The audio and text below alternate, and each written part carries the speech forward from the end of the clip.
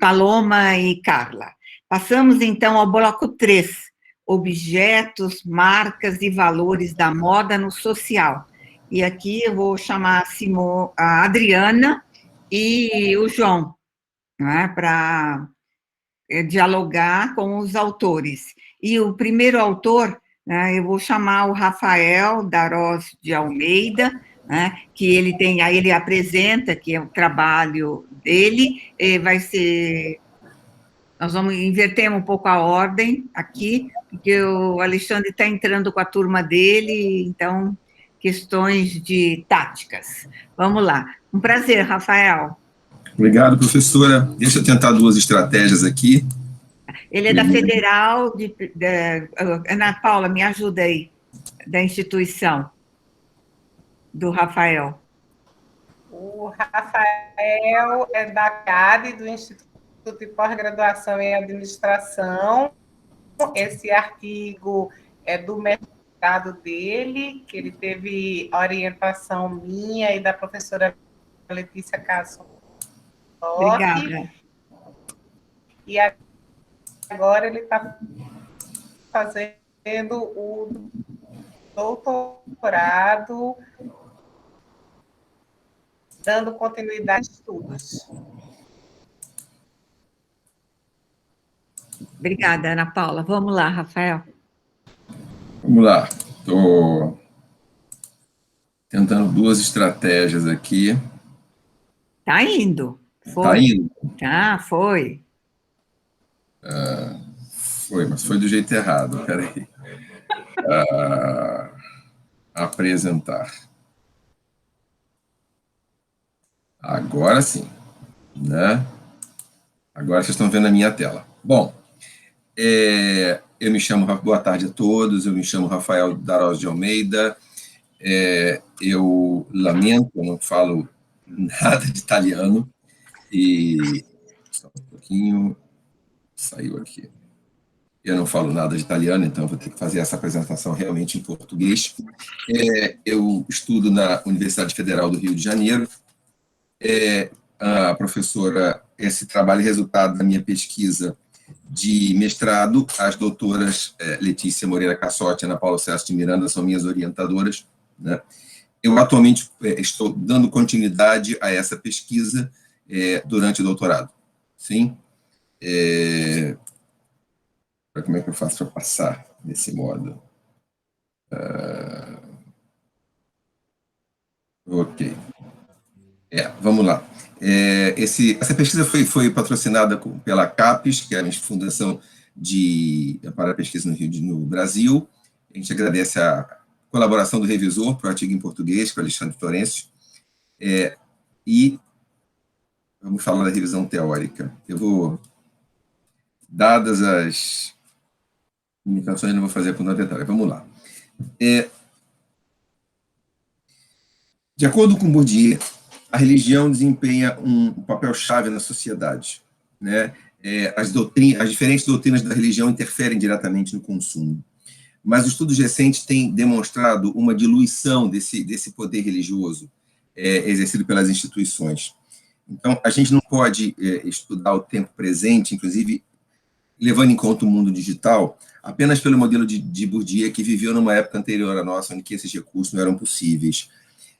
O filósofo coreano Byung-Chul Han, no seu trabalho Sociedade da Transparência, fala a respeito da aceleração do tempo, né, que parece influenciar o ciclo da informação e da moda, né? E ele escreve a Sociedade da Transparência como uma consequência dessa aceleração, né, em que a publicação sistemática de imagens e textos nas redes sociais deixa de ser uma comunicação simultânea, né? Ela passa a ser uma comunicação controlada, né? Eu acho que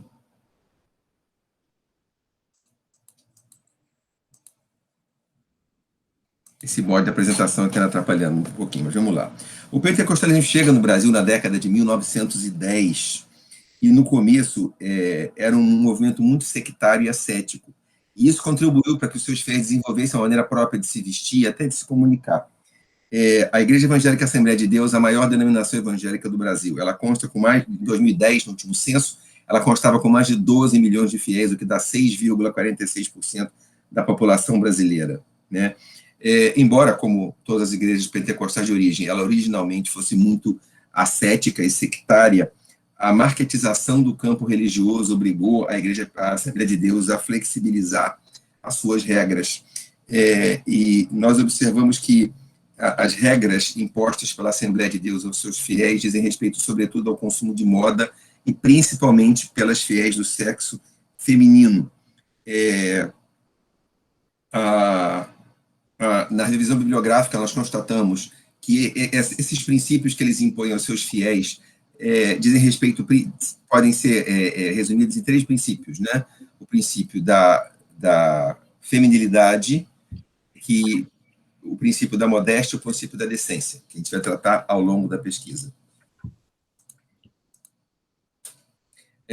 Eu tenho que aqui descortinar a minha reflexividade. Eu não pertenço à Assembleia de Deus, mas eu venho de uma família evangélica, passei a minha vida toda em igrejas evangélicas, eu sou pastor batista, então, lógico, eu tenho alguma identificação com o grupo, mas as minhas 2 orientadoras são católicas, então todo o trabalho feito por mim foi revisado por elas, né? Então, nós adotamos o método, como metodologia, nós adotamos a metodologia de análise de imagem da moda de Maciel e Miranda, que busca o fluxo da lógica da composição nos costumes, e é basicamente... Desculpe, gente, eu tenho que ficar transitando entre dois sistemas, me deixou um pouco perplexo. Vamos lá.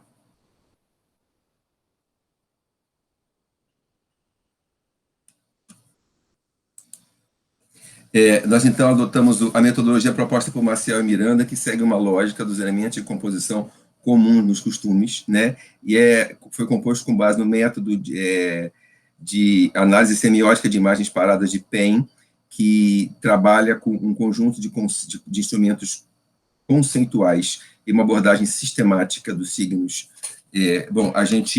Essa metodologia começa com a coleta de material de análise, que no nosso caso foi facilitado pelas hashtags adotadas pelas consumidoras pentecostais.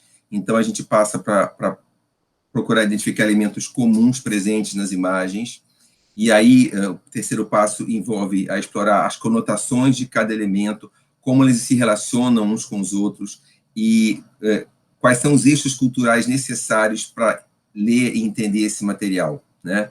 Então, o último passo consiste na descrição das imagens e fazer uma análise delas junto com as postagens. Ok. O protocolo de análise de imagens que nós adotamos ele envolve basicamente 3 itens. A gente começa analisando a forma, né, pontos em comuns na construção das roupas, na modelagem, volume, comprimento, as cores, né, as cores e padronagens, como elas se relacionam entre si, os materiais usados, né, para a confecção das roupas e dos acessórios de moda, a composição, o conjunto, né, tanto das roupas quanto dos acessórios, e o gestual adotado, exibido nas fotos, junto com as imagens. Bom, além desse protocolo, nós precisamos identificar que postagens nós íamos escolher. A gente começou mapeando as hashtags utilizadas pelas consumidoras assembleianas. Nós encontramos várias hashtags com conteúdos diferentes, com endereçamentos diferentes.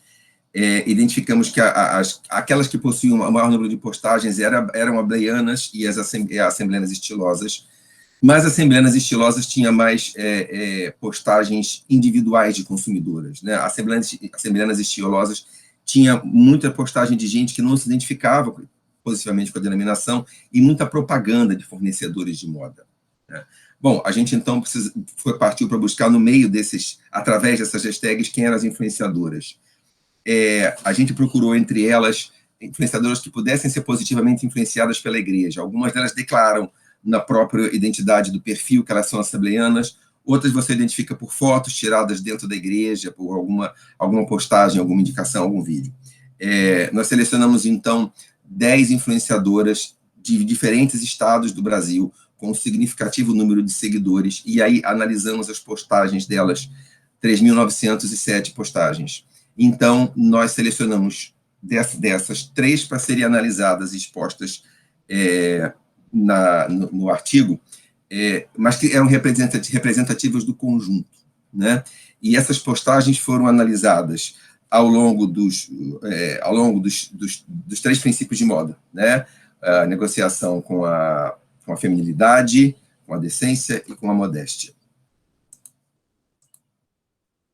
Negociações com a feminilidade. Quando eu passei para cá, ele desconfigurou o slide, estava tão bonitinho. Bom, na ética das assembleianas, as calças do Assembleia de Deus, as calças compridas e derivadas são consideradas roupas, bermudas, etc., são consideradas roupas masculinas. De acordo com a tradição assembleiana, elas sempre foram assim. A princípio, elas eram completamente proibidas. O que a gente observa hoje é que elas, sim, são usadas, mas preferencialmente em ambiente laico. Elas são consideradas inadequadas para o ambiente religioso. Você até vê foto assembleiana de calça comprida na igreja, mas é um fato muito raro. Talvez porque na sociedade secular, homens e mulheres ocupem o mesmo papel, mas dentro da Assembleia de Deus, a organização dos papéis segue uma lógica binária entre homens e mulheres, e a roupa provavelmente reflete esse costume. Além disso, o cabelo longo é parte importante da construção da identidade da mulher assembleiana, e nenhuma das influenciadoras que nós identificamos tinha um cabelo cortado acima do ombro, que é o cabelo dessa influenciadora da Arovana. Pelo contrário, há muitas fotos que valorizam o cabelo comprido, né, que são propositalmente tiradas para valorizar o comprimento do cabelo. O segundo eixo de negociação é o eixo da decência, né? A negociação acontece nesse eixo quando roupas apertadas, tecidos que revelam as formas do corpo, roupas ligeiramente transparentes, a livre escolha de cores é permitido, porque não se entende que esse tipo de roupa fere a lógica da decência. O que fere a lógica da decência na linguagem das assembleianas é a exposição direta do corpo, né? Por exemplo, essa postagem acompanha um comentário: não precisa ser curto nem indecente para ser bonito, né? Então, essa roupa está dentro do padrão considerado decente e pode ser usada, inclusive, dentro da igreja, né? Esse é o padrão delas. Bom, terceiro eixo de negociação é a negociação com a modéstia. Os princípios assembleanos dizem que as assembleanas não podem usar roupas sem modéstia, chamativas. A lógica, o princípio da modéstia antigamente entre as consumidoras pentecostais era de buscar a homogeneidade, a descrição na roupa, né? A roupa igual nivelava os fiéis. O que a gente viu foi um abandono dessa estética da igualdade em favor da roupa como sinônimo de prosperidade. Essas são 2 fotos da mesma influenciadora, celebrando o dia em que ela alcançou 11 mil seguidores e testemunhando o quanto ela prosperou a despeito das lutas, né? Na verdade, essa moda se tornou um instrumento de afirmação da identidade religiosa e até da diferenciação da mulher assembleiana com as mulheres assim chamadas do mundo. E o saber se vestir bem, segundo o padrão dela, de acordo com a norma, é uma forma de capital cultural, né? Bom, aqui tem que ser no outro. Considerações finais. Considerações finais. Então, a gente percebeu mudanças no princípios tradicionais de feminilidade, modéstia e decência, né?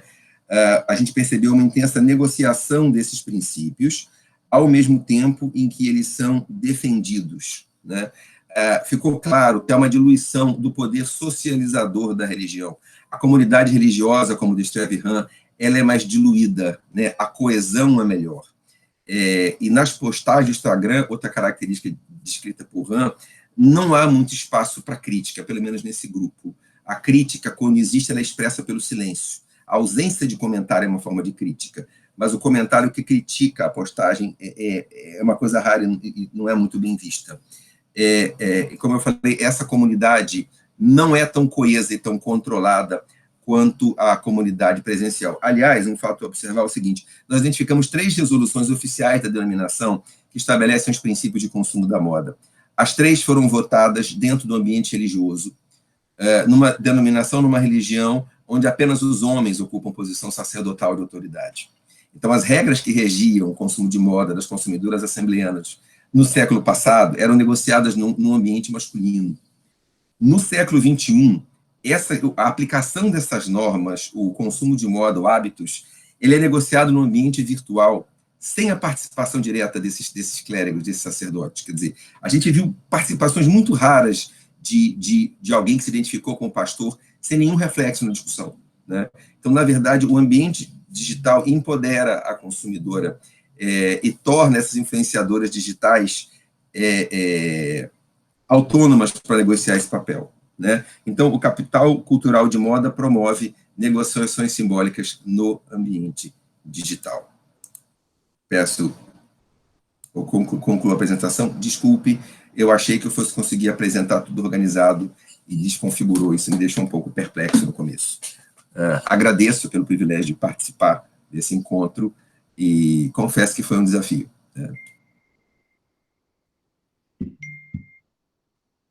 Obrigada, Rafael. E quisera que nós tivéssemos podido ser rápido assim, no começo também.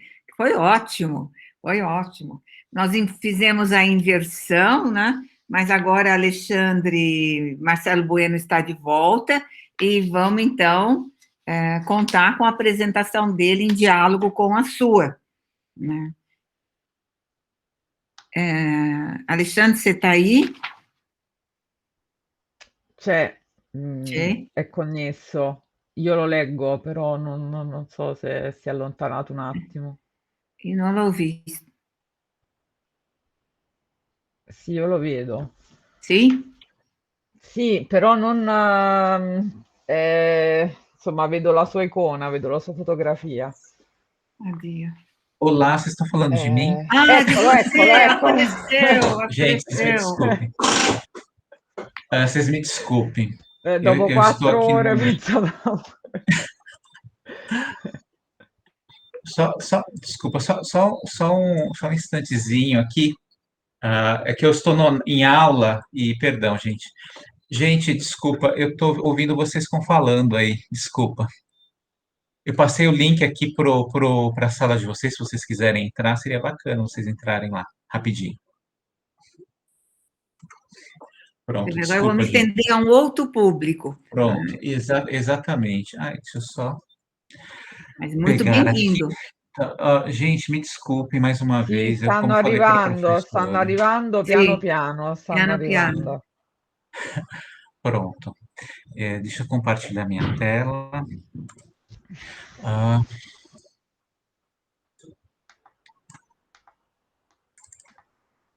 Li sto Que é este accettando. aqui. Sim. Vocês veem minha apresentação? Tá processando, Alexandre. Também. Isso. Pronto, ótimo, obrigado. Bom, boa tarde a todos, todas e todes. Eu peço desculpas por essa confusão aqui na minha entrada. Eu já havia avisado a professora Ana Cláudia que eu estava dando aula aqui na pós-graduação, então eu interrompi ali a aula para vir aqui, para entrarmos aqui. Então, só para entrarmos em sintonia.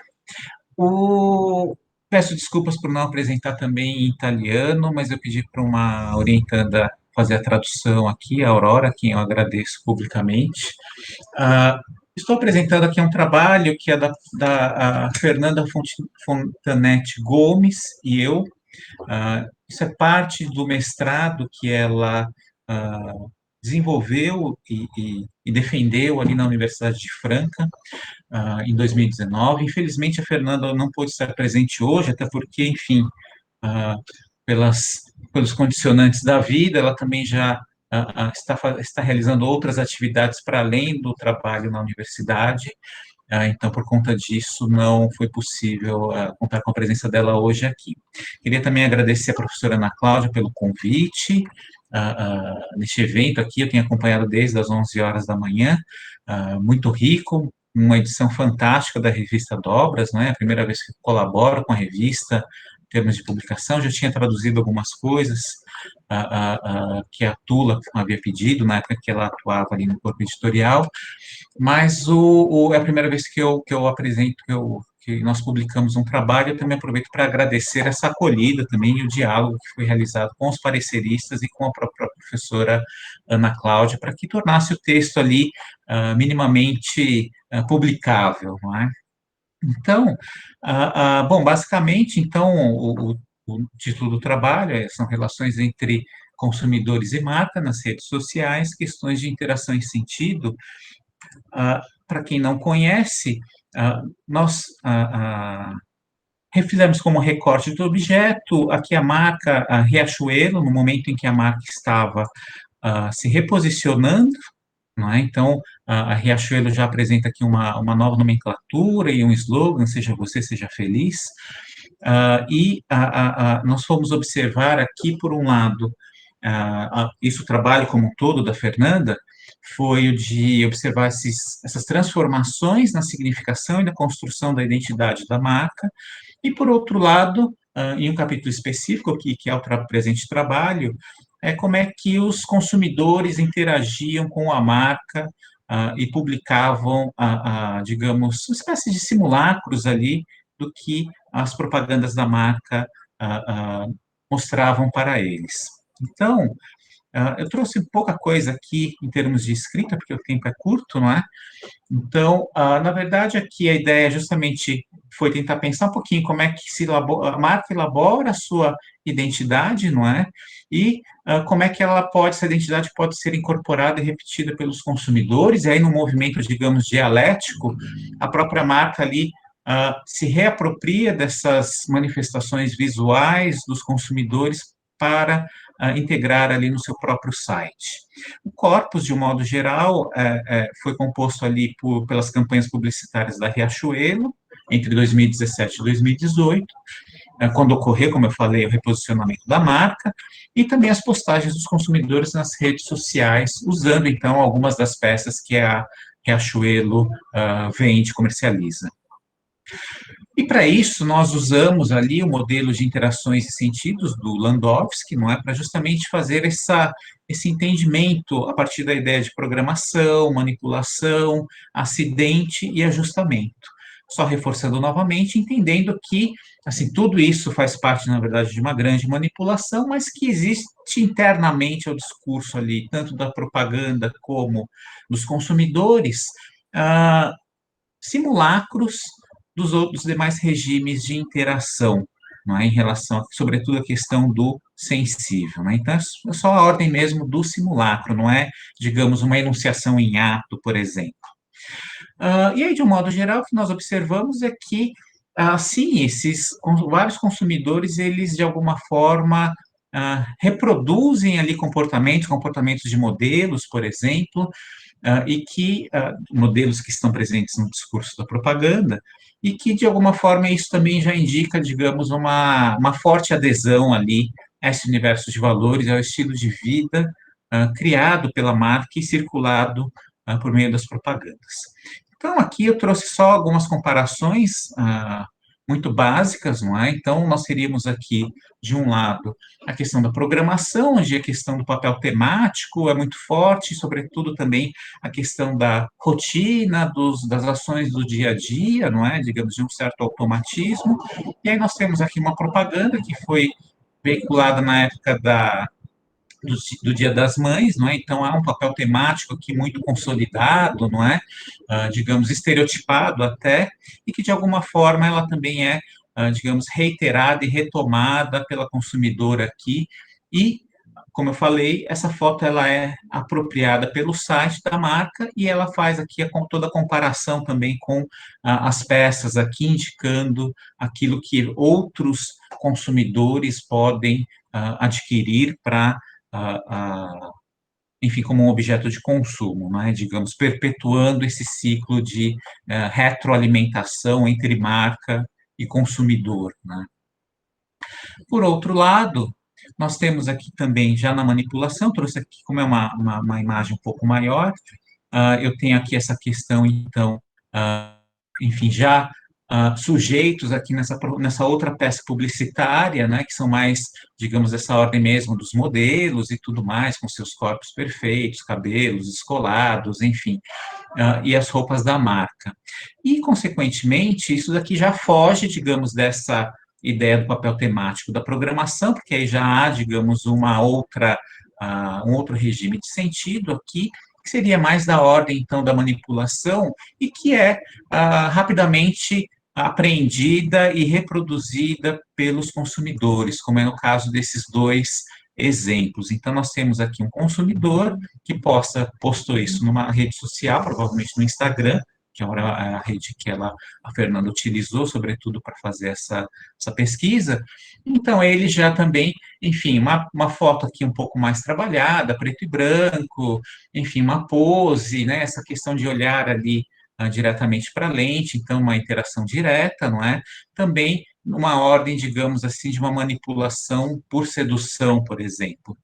Da mesma forma, nós observamos aqui esta consumidora também, enfim, fazendo já num espaço público, onde nós temos, então, ela também fazendo toda uma pose, enfim, encarando aqui o seu destinatário e também, digamos, numa pose que não é usual no dia a dia, digamos assim. Então, eles aceitam, digamos, essa manipulação e eles passam a cumprir um outro papel temático, que é esse de um simulacro de um modelo também, né? Como se eles mesmos fossem garotos propaganda da própria marca, da Riachuelo.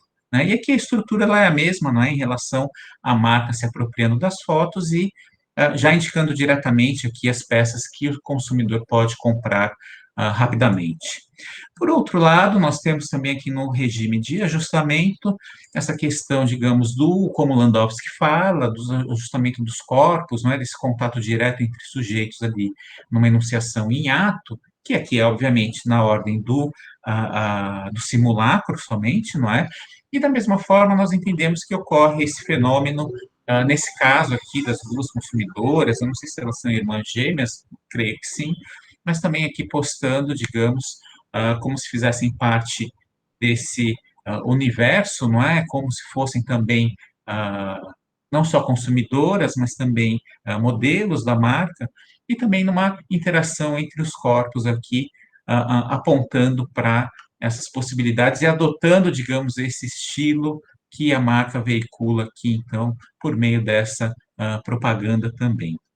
Se eu não me engano, essa propaganda ela foi veiculada na época do Dia dos Namorados, se eu não me engano.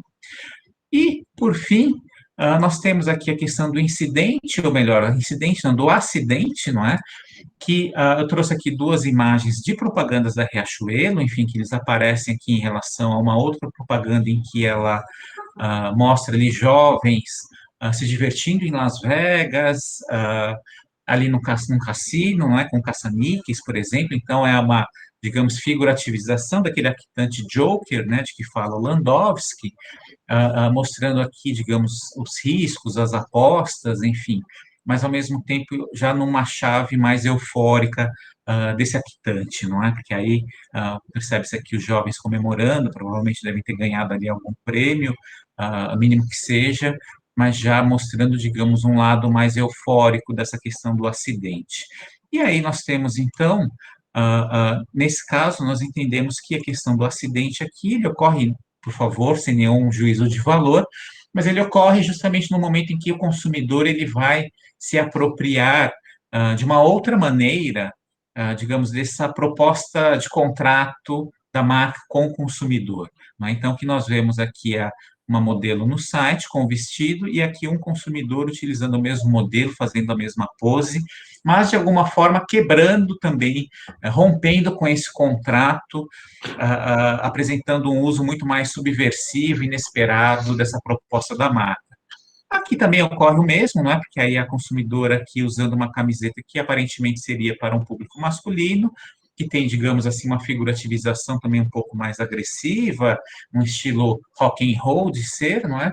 Mas que, de alguma forma, também subvertendo aqui as expectativas que a marca havia criado em termos de possibilidades de uso em diferentes gêneros aqui, conforme a marca pensou inicialmente, não é? Então, aqui, digamos, nós usamos essa ideia do acidente, o conceito de acidente, mas também flertando, assim, isso não chegou a entrar dentro da proposta do artigo, mas também flertando um pouco com a questão do belo gesto do Greimas, não é? Digamos, de um rompimento aqui com as expectativas, com uma certa normalidade. Bom, cheguei aqui ao meu tempo, passei um pouquinho, um minutinho, peço desculpas, mas era basicamente isso que nós tínhamos para falar aqui. Como vocês podem observar, é um texto, digamos, é uma análise assim simples, não é? Desse modelo proposto pelo Landowski, mas que ao mesmo tempo apresenta um grande grau de possibilidades de análise, não é?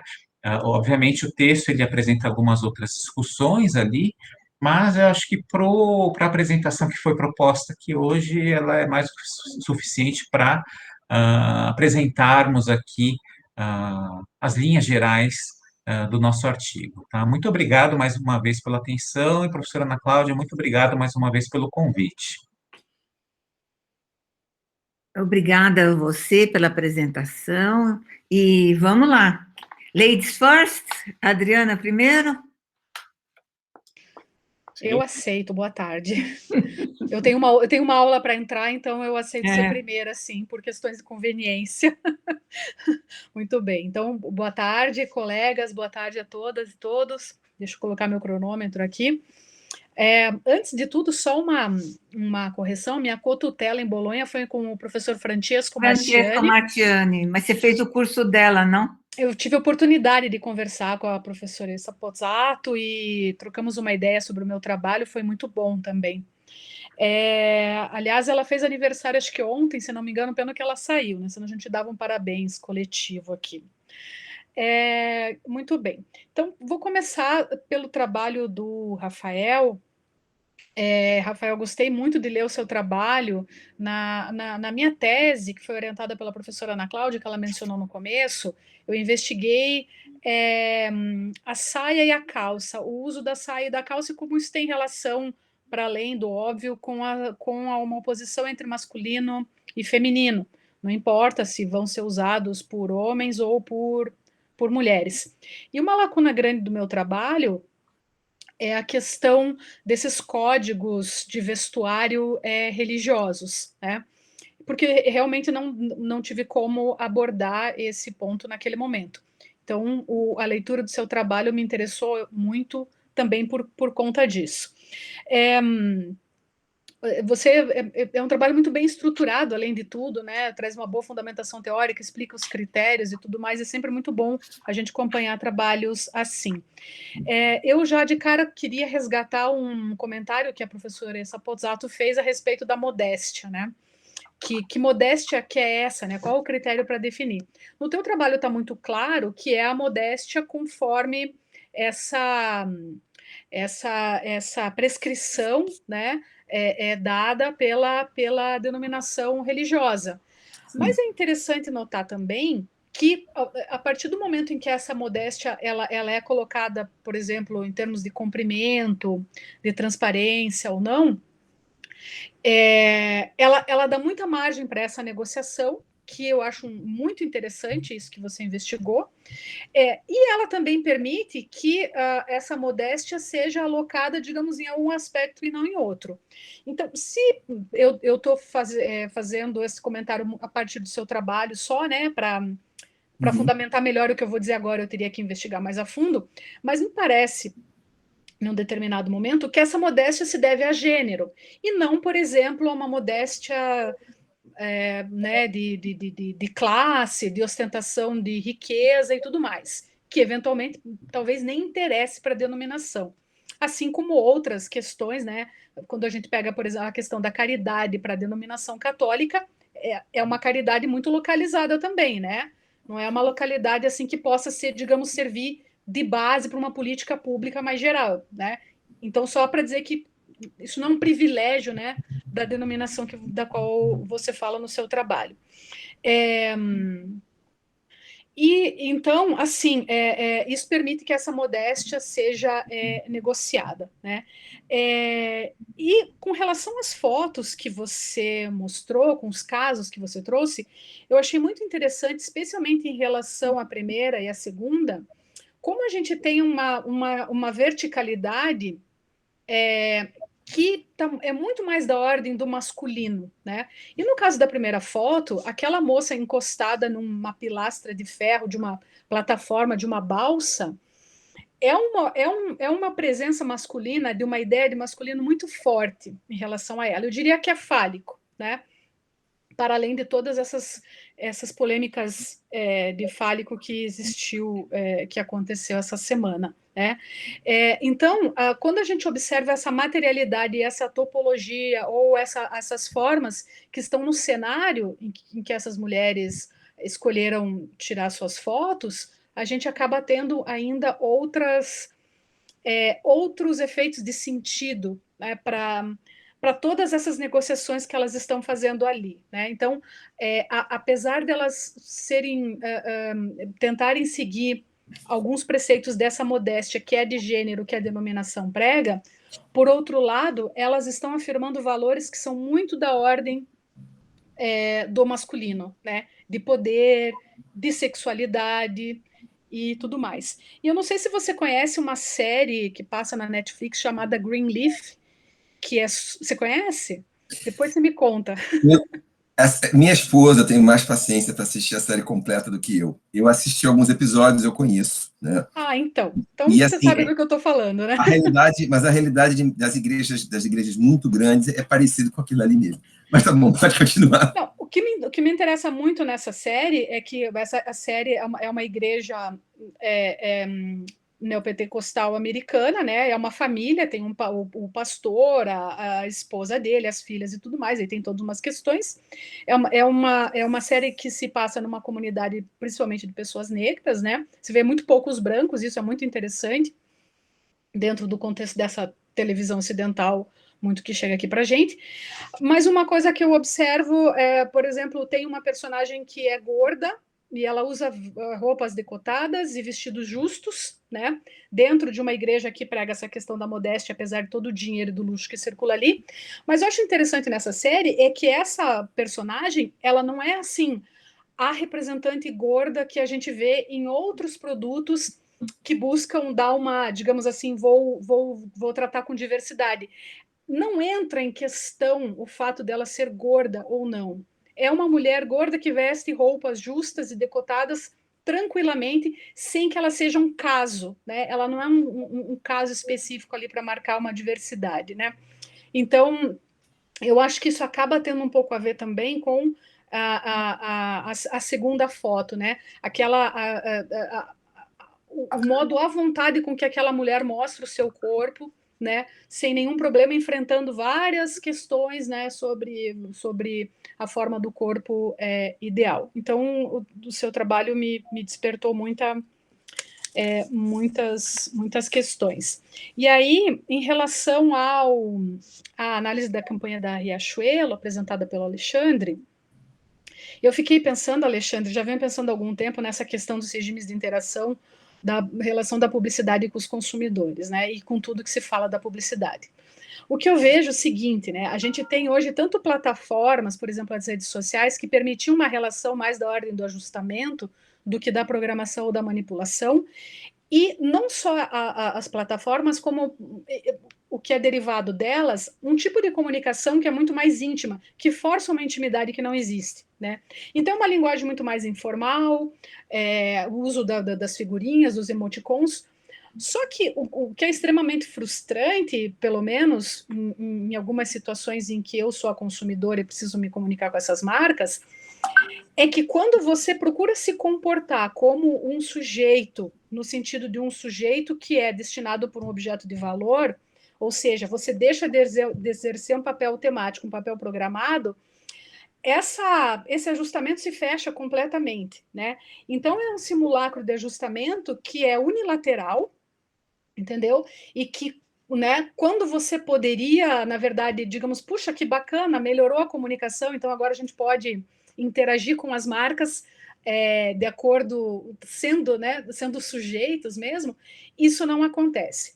E me parece que as marcas perderam e estão perdendo cada vez mais a mão em relação a isso, porque precisam simular interações que são íntimas e que simulariam trocas, e quando você vai tentar fazer a troca mesmo, isso não acontece. E nesse sentido, eu acho a publicidade tradicional muito mais honesta, porque ela não promete isso, né? Ela é assumidamente unilateral, a publicidade nos meios de massa, ou mesmo nas redes sociais, mas sem tentar forçar ou promover uma interação, porque apesar de todas as demandas, né, de dizer assim, olha, o que você acha disso, né? Converse com a gente e tal, quando você vai tentar conversar, não existe, né? E antes, pelo menos, essa expectativa não era colocada. Então, eu acho que os regimes de interação são muito produtivos para a gente pensar o que está acontecendo e deriva do trabalho que vocês apresentaram, em que você mesmo disse, né? As interações, o regime de interação ali é colocado como modelo, é para os simulacros, mas não que haja efetivamente uma interação entre o consumidor e a marca.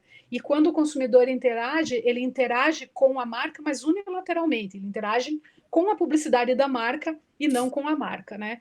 Então é muito, muito produtivo também para a gente pensar essas coisas, né? Então, parabéns pelo evento e obrigada. Obrigada, Adriana. João? Bem, boa tarde a todos. Buonasera e colega Italiani. Vou falar em português, tentando falar vagarosamente, tentando. Vamos.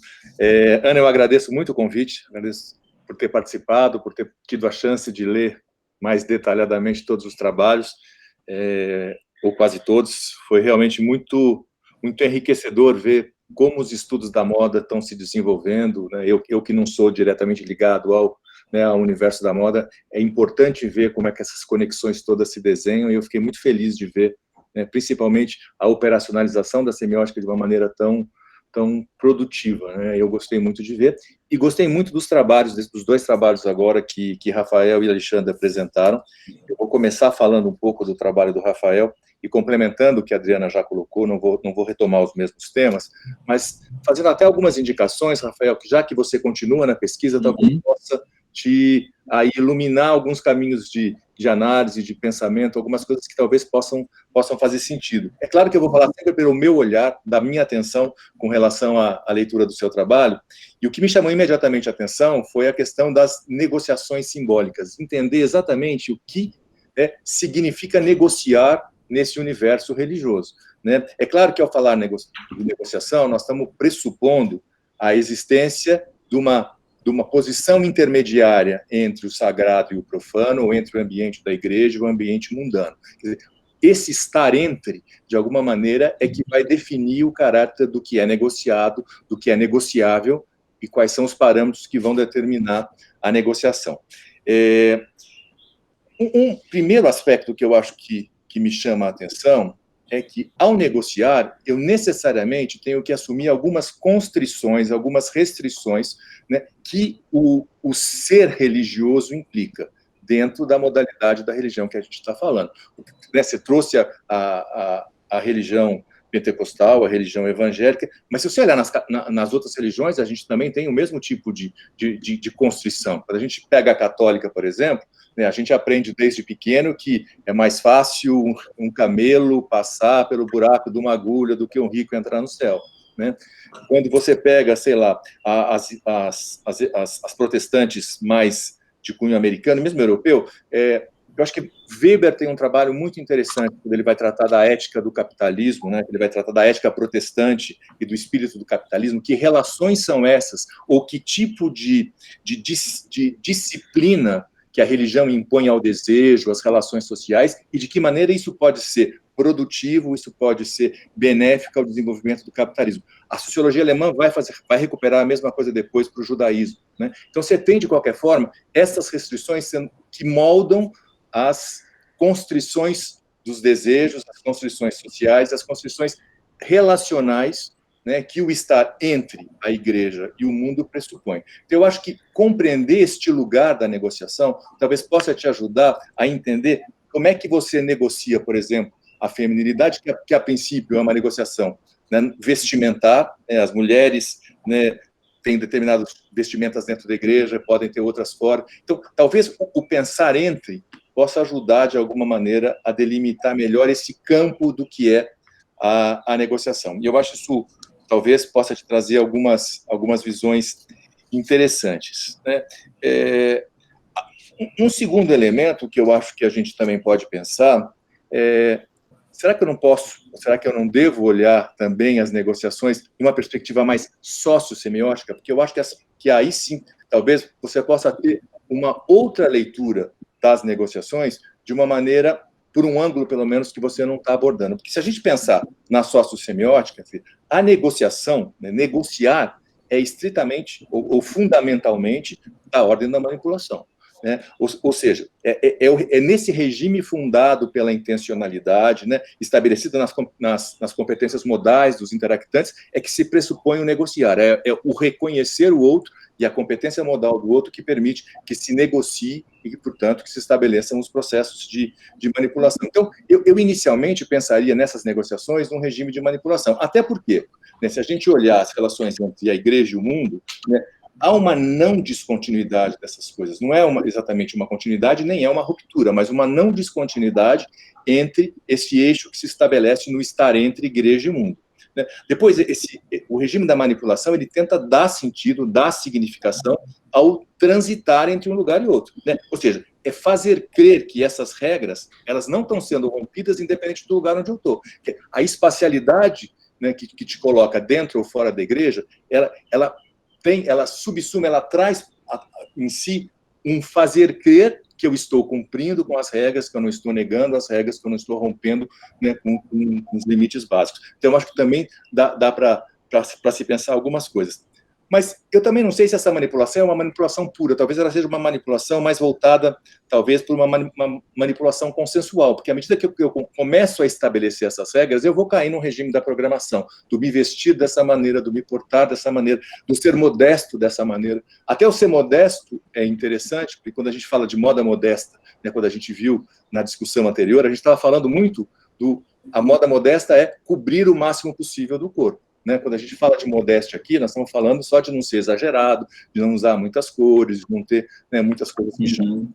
Então, até a modéstia tem aí uma posição diferente. Então, entender esses movimentos talvez possa te ajudar a ver como é que eu saio da manipulação e se eu consigo me ajustar, né, dentro desse estar no meio às necessidades. Eu acho, não sei, não elaborei muito, mas talvez possa ser pensado dessa maneira.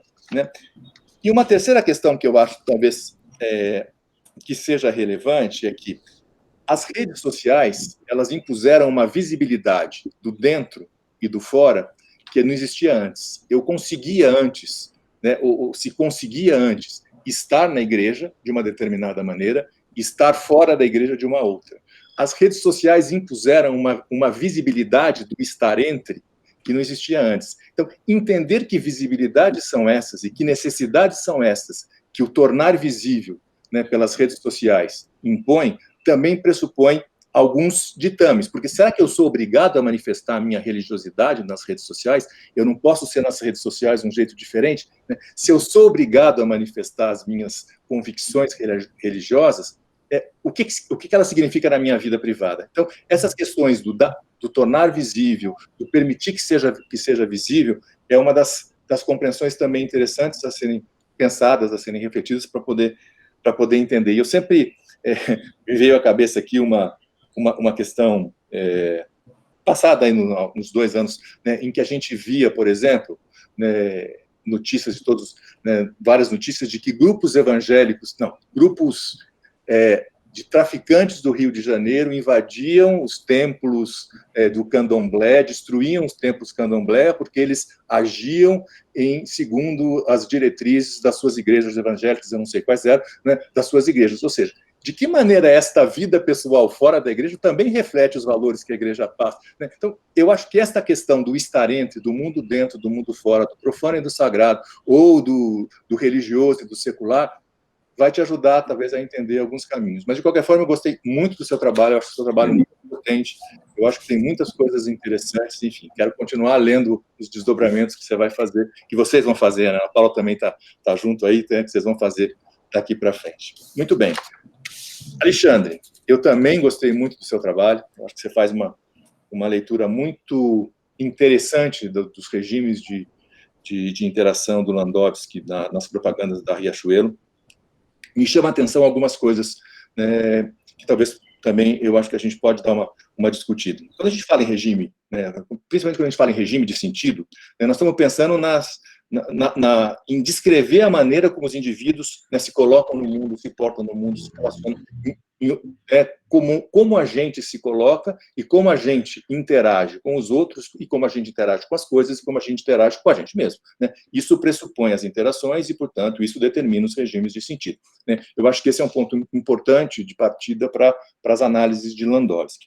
E aí você faz um trabalho bem detalhado de olhar a programação, quando você faz a rotina da moda, ligada às datas festivas, toda a programação que o próprio calendário impõe ao fazer da moda, depois você vai para a questão da manipulação, a questão da sedução para a provocação, né? Você entra no regime do ajustamento e depois no regime do acidente. O seu ponto de partida, que talvez seja o meu questionamento, é sempre uma interação pressuposta pelos actantes dentro do enunciado. Então, sempre é uma manifestação ou um simulacro da programação, um simulacro né, do ajustamento, um simulacro do acaso, né? É sempre esta manifestação dentro de um enunciado, né? E talvez, pelas redes sociais, o maior ganho que você possa ter seja das relações em que esta campanha colocada no ar traz, mobiliza e estabelece como regime de interação e de sentido para aquele que está vendo, né? Não o que está desenhado dentro da própria campanha, mas entre o que esta campanha, ao entrar no ar, possibilita para aqueles que estão vendo, vivendo, interagindo. Porque mesmo quando a Riachuelo traz, por exemplo, né, reflete dentro das suas campanhas a figura do consumidor vestindo a roupa, se portando de determinada maneira, ou fazendo sátira, né, para uma roupa de modelo, é sempre uma curadoria, portanto, é sempre uma leitura manipulatória daquilo que está lá dentro, né? Landowski tem uma expressão que eu gosto muito, né?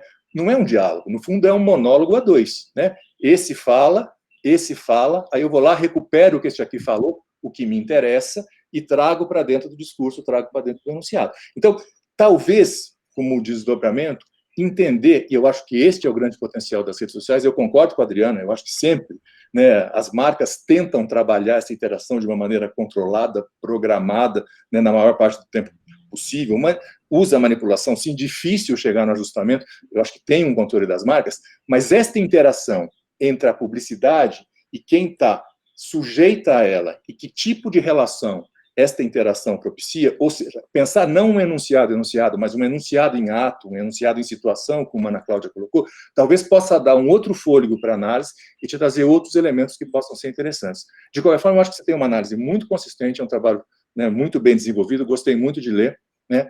Parabenizo você também. Do meu lado, por enquanto, é isso.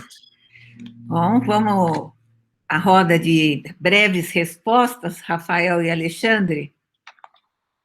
Vamos que o último bloco ainda está para chegar. Bom, quem começa? Eu agradeço muito pelos comentários, eu anotei os comentários, as recomendações, volto aqui na gravação se precisar. Sobre a igreja Greenleaf, a igreja afro-americana tem um papel muito importante na luta contra a segregação racial. E, inclusive, numa pesquisa do Pew Research Center, de que o americano, o anglo-americano, o hispano-americano, quando muda de bairro, normalmente porque mudou de classe social de trabalho, ele muda de igreja. O afro-americano, não. Eles são profundamente ligados à igreja. Então, aquilo ali é um retrato da igreja afro-americana, que é um mundo à parte, né, dentro da igreja. A segunda, eu quero dizer o seguinte, o pentecostalismo nasce tanto nos Estados Unidos quanto chega ao Brasil, nas classes mais baixas. Nos Estados Unidos, entre negros, imigrantes, trabalhadores, na Rua Azusa, o pentecostalismo assembleano, ele chega, ao contrário das igrejas protestantes, do norte, desce para o nordeste, do nordeste ele chega no sudeste, com pouca força no sul. Então, ele surge como uma religião popular, né? E, no começo, a ética deles era uma ética de igualitária. A ideia do ascetismo, da modéstia a princípio, era não transmitir riqueza, porque esse mundo não importa, a riqueza não importa, a gente se veste igual, porque a frase é roupa não salva. À medida que essa população pentecostal prospera e estuda, as classes mais abastadas começam a não aceitar muito mais esse elogio da pobreza. E você tem a ascensão da igreja neopentecostal. Tanto nos Estados Unidos quanto no Brasil, a igreja neopentecostal é que vem com a teologia da prosperidade, resgata aquele discurso de que a prosperidade é sinal de bênção de Deus. Ela começa a crescer, você tem a Universal, você tem as outras igrejas pentecostais, neopentecostais, e elas começam a crescer de um jeito que, para reagir e reter a classe média, a Assembleia de Deus flexibiliza os seus hábitos. E é esse discurso que a gente tem hoje. Então, você vê um reflexo dessa teologia da prosperidade em algumas postagens, mas não é a doutrina oficial da denominação, né? Mas ninguém fica imune à doutrina da prosperidade, né? Porque o pentecostal vai para a televisão, vai para o rádio, grava música, faz DVD, ele é mais empreendedor. Então, daí, o que às vezes quem não é da igreja não percebe essa distinção, porque não conhece o meio. Então, quando você pensa em teologia da prosperidade, é neopentecostalismo, né? E o pentecostalismo é aquela coisa mais ascética, mais sectária, mas que vai mudando. Ele tem que negociar, né? É como o Bourdieu fala, se ele não atende a todos os segmentos dos seus fiéis, alguém vai atender.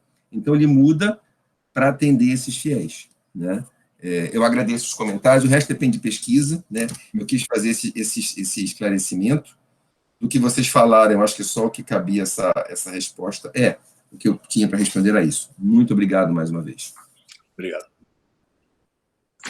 Muito, muito brevemente aqui, queria agradecer a Adriana e ao João Ciaco pelos comentários, pelas observações. Concordo, acho que tem, assim, claro, a análise ela vai se circunscrever a objetos fechados, como Landowski fala, não é? Mas eu também entendo que a gente pode fazer esse tipo de análise na medida em que, por exemplo, Greimasen da imperfeição, não é? Ele parte dos textos para observar a dimensão sensível e abre-se para, digamos, possibilidades da vida, não é? Assim, em que ele questiona lá assim, vamos pensar agora nessas questões que eu observei aqui no texto, do encontro estésico, por exemplo, para digamos, para o mundo natural, digamos assim, não é? Ele não fala exatamente com esses termos, mas ele parte desse princípio, né? Mas eu acho que, ao mesmo tempo, a gente pode continuar ali, digamos, analisando os discursos enquanto simulacros desses fenômenos que estão no mundo natural, né? Para também não fecharmos uma via para abrirmos outra. Acho que, na verdade, a lição do Greimas, lá no Sobre o Sentido 2, né, de mudança e permanência, acho que vale para todos os desdobramentos da semiótica atual, né? Mas eu acho que o João tem razão, acho que existem outras possibilidades de análise, e quem sabe a gente vai aí, digamos, desdobrando a partir das considerações que ambos fizeram, que foram muito ricas. Queria agradecer mais uma vez aí pela leitura que vocês fizeram do texto e as contribuições que vocês deram aqui nesse espaço. Muito obrigado. Nossa, gente, João e Adriana, muito obrigada. Eu acho que nós estamos ficando cada vez mais poderosos, viu, em pensar. Eu acho que o convite para o Rafael, eu acho que é uma boa, Rafael. Eu acho que ter uma perspectiva mais sociossemiótica para ver como isso, talvez um pouco o que a Raquel apresentou aqui, né, da dinâmica, né, entre os regimes, né? E, Alexandre, é a segunda vez que eu vejo um trabalho sobre Riachuelo. Eu estava tentando localizar, mas eu vou ligar esse trabalho ao da Riachuelo, que agora não me localizo, mas eu acho que é muito importante essas contribuições e a atualidade delas, né? Eu sei que todo mundo deve estar cansado. Eu acabei de comer uma banana bem brasileira para ter muitas energias, potássio para continuarmos, né? Então, vamos lá.